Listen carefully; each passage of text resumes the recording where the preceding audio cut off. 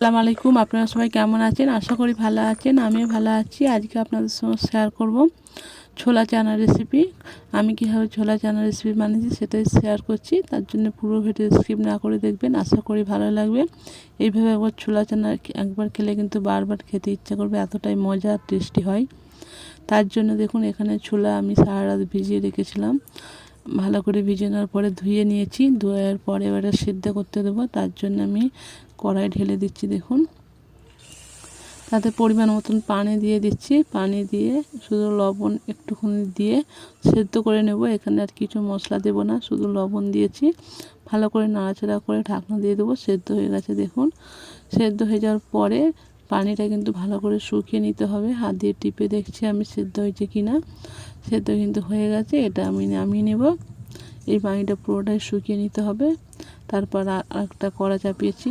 কড়াই দেখুন আমি তেল দিয়ে দিলাম পরিমাণ মতন। তেলটা ভালোভাবে গরম হয়ে যাওয়ার পরে একটা শুকনো লঙ্কা দিয়ে দিয়েছি। তারপর দিয়ে দিচ্ছি পেঁয়াজ।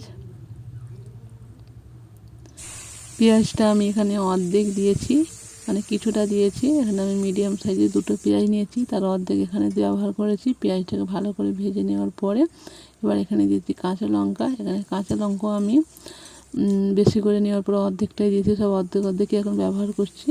তারপর দিয়ে দিলাম রসুন বাটা। রসুন বাটাটা পুরোটাই দিয়েছি, 4 চামচের 1 চামচের মতন হবে।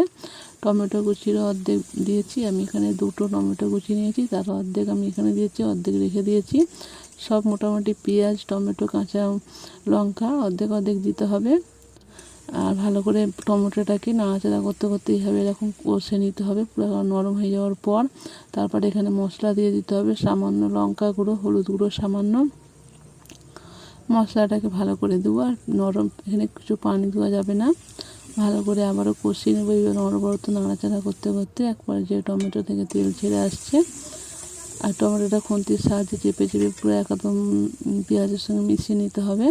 তারপর দিয়ে দিচ্ছি ধনিয়া গুঁড়ো, জিরা গুঁড়ো, তারপর গরম মশলা দিয়ে দিচ্ছি। এখানে আপনারা চাইলে চাট মশলাও ব্যবহার করতে পারেন। আমার কাছে গরম মশলা আছে, আমি গরম মশলাটাই দিচ্ছি, চাট মশলাটা নেই হাতের কাছে।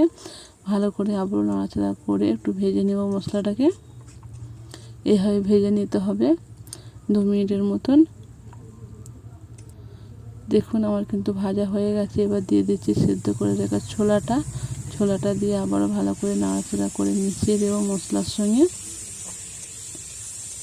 আমার কিন্তু মেশানো হয়ে গেছে। ভালো করে মিশিয়ে নিতে হবে, এইভাবে নাড়াচাড়া করে 1 মিনিটের মতন ভেজে নিতে হবে। তারপর এখানে আমি দিয়ে দেবো, দেখুন মশলাটা ভালো করে মাখানো হয়ে গেছে, দেখতেই পাচ্ছেন কত সুন্দর মাখানো হয়েছে। এবার আমি আগে থেকে যে অর্ধেক অর্ধেক কাঁচা লঙ্কা, পেঁয়াজ, টমেটো তুলে রেখেছিলাম সেইগুলো দিয়ে দিচ্ছি। প্রথমে কাঁচা লঙ্কা, পেঁয়াজটা আপনারা চাইলে আরও ছোটো ছোটো কুচি করতে পারেন। আর টমেটো দিয়ে দিচ্ছি। এই সমস্ত উপকরণ দিয়ে আবারও ভালো করে মিশিয়ে নেব। 1-1.5 মিনিটের মতন এইভাবে মিশিয়ে ভেজে নিতে হবে।